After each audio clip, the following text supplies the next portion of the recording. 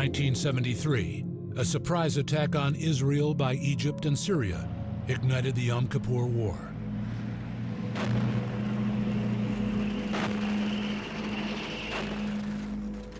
Israel's tank forces, which had previously seemed invincible, suffered devastating losses. For 40 years, the most potent anti-tank weapon on the battlefield had been another tank. But in this war, Egyptian soldiers had another effective option. There was an introduction of something that changed the equation on the battlefield, and that was this light, portable anti-tank weapon. The Israeli tanks were being attacked by missiles that could be carried in suitcases and by rocket-propelled grenades. Anti-tank explosives had been around since World War II, but the missiles were a major improvement.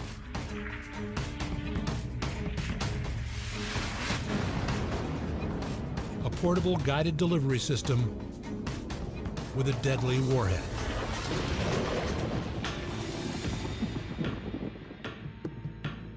Known as shaped charges, the warheads were designed to cut through even the thickest tank armor.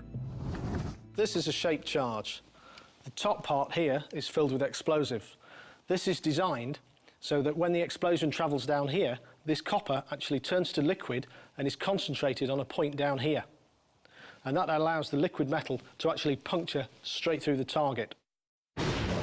It will completely carve up the crew, or it will set off ammunition fires, which in turn, of course, will produce internal explosions, which will completely finish them.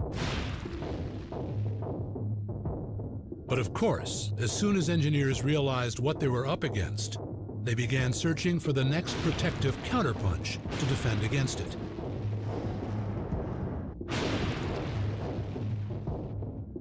(1969).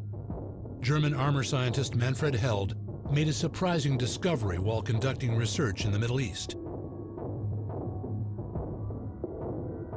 Held was testing shaped charge warheads on the wrecks of battle-damaged tanks.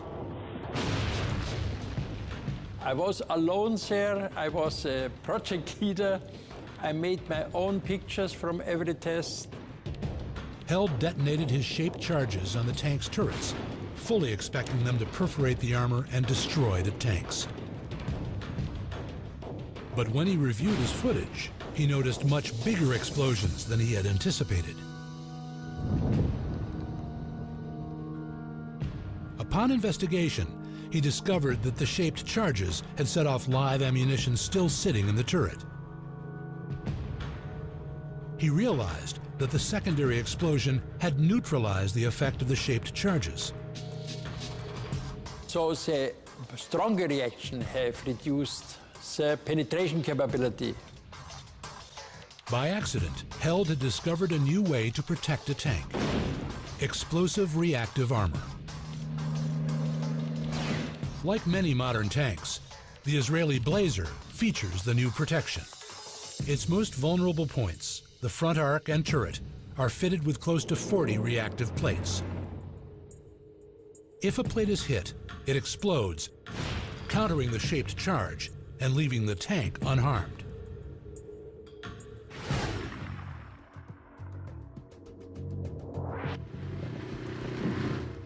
A demonstration reveals how it works. Two towers of steel stand in for the armor of a tank. Each will take the brunt of a shaped charge attack. A charge is placed on top of each tower. There will be two explosions, one with explosive reactive protection and one without.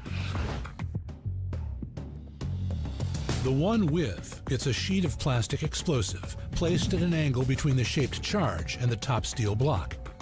This simulates the position of the plate on a tank. When the shaped charge is fired, it will detonate the sheet of plastic explosive and hopefully disrupt the blast. Then we can compare the number of steel plates penetrated with the protection of explosive reactive armor and without. Firing in 3, 2, 1, firing!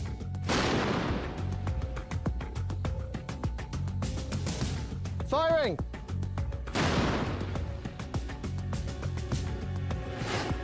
There was a huge release of energy in both those two explosions. This first stack, we didn't have anything between the shaped charge and the top plate. The shaped charge left a neat entry hole, and the blast penetrated almost 6 plates. That's 6 inches of steel. It's actually gone almost all the way through it. If we compare that to the stack that was protected by our simulated explosive reactive armour, the entry on the top plate is a lot messier. A lot of this seems to have been disrupted. But the shaped charge has only gone through 3.5 plates. The explosive reactive armor has reduced the impact by almost half. So had this been an attack on a tank, I think the protection offered by the explosive reactive armour could well have saved the crew's lives. Once again, armor had caught up with the innovative weapons, intent on destroying it. Israel was the first to adopt the explosive reactive armor. It is just one of many safety features designed into Israel's main battle tank, the Merkava. After losing 2,500 men, most of them tank soldiers in the Yom Kippur War, the Israelis placed a high premium on tank crew protection. For such a small country with so few soldiers, the loss of highly skilled tank crews is a political, economic, and military tragedy. Soldiers are extremely precious, so their safety is the #1 priority. Firepower and mobility come second and third. Unlike all other main battle tanks, the Merkava's engine is in front, which puts an extra barrier between the crew and incoming fire. The tank's shape, streamlined and flat, makes it difficult to hit. Even the turret is designed to present a low-profile target. The turret is basically on the top. It's very narrow, so it'll be very, very hard to hit. As you can see, it's shaped as an arrow to the front. If the tank is hit, soldiers have an increased chance of survival because ammunition and flammable liquids are kept separate from the crew area. And the crew can make a rapid exit through a rear-facing escape hatch. What happens, I give my crew just a command.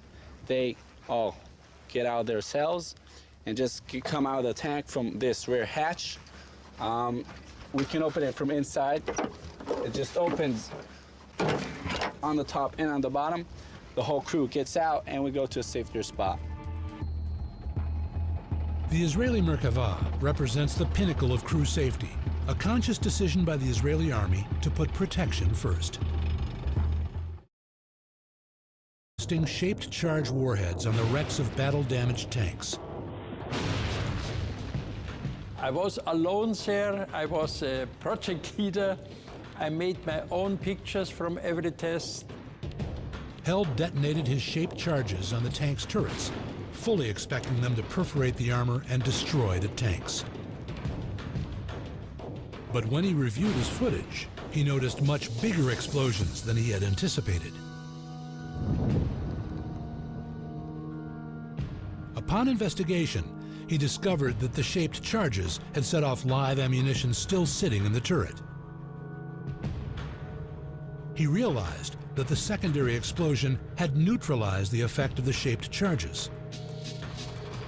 So the stronger reaction have reduced the penetration capability.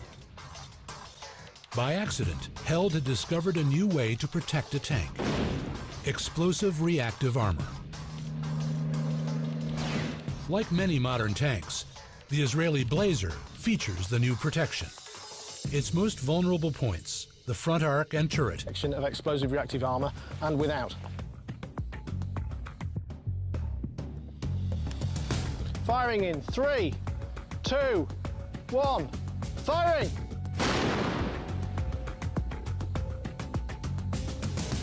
Firing!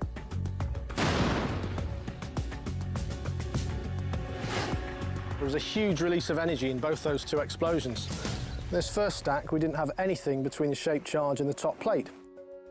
The shaped charge left a neat entry hole, and the blast penetrated almost 6 plates. That's 6 inches of steel. It's actually gone almost all the way through it. If we compare that to the stack that was protected by our simulated explosive reactive armour, the entry on the top plate is a lot messier. A lot of this seems to have been disrupted. But the shaped charge has only gone through 3.5 plates. The explosive reactive armor has reduced the impact by almost half. So had this been an attack on a tank, I think the protection offered by the explosive reactive armour could well have saved the crew's lives. Once, 1973, a surprise attack on Israel by Egypt and Syria ignited the Yom Kippur War.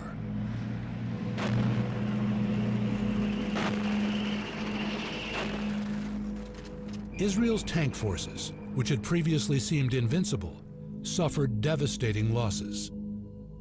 For 40 years, the most potent anti-tank weapon on the battlefield had been another tank. But in this war, Egyptian soldiers had another effective option.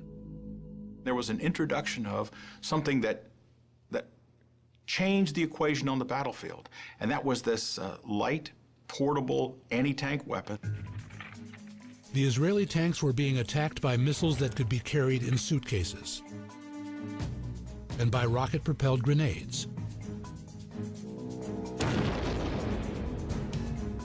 Anti-tank explosives had been around since World War II, but the missiles were a major improvement.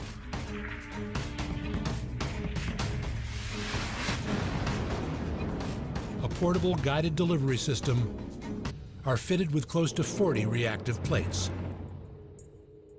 If a plate is hit, it explodes, countering the shaped charge and leaving the tank unharmed.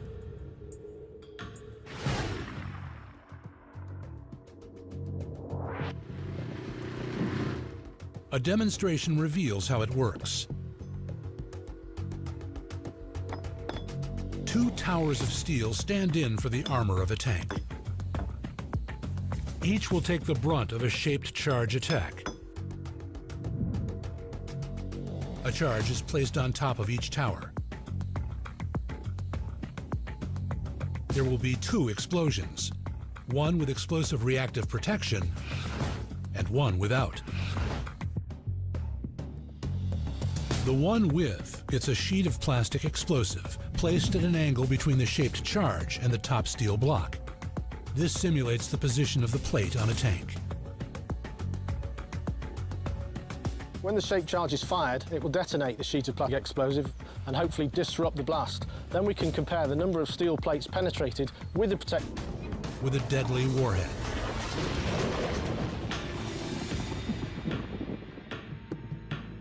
Known as shaped charges, the warheads were designed to cut through even the thickest tank armor.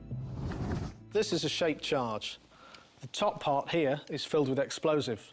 This is designed so that when the explosion travels down here, this copper actually turns to liquid and is concentrated on a point down here. And that allows the liquid metal to actually puncture straight through the target. It will completely carve up the crew, or it will set off ammunition fires, which in turn, of course, will produce internal explosions, which will completely finish them.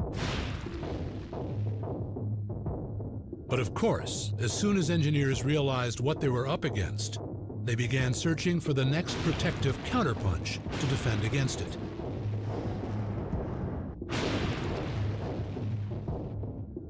(1969). German armor scientist Manfred Held made a surprising discovery while conducting research in the Middle East. Held was testing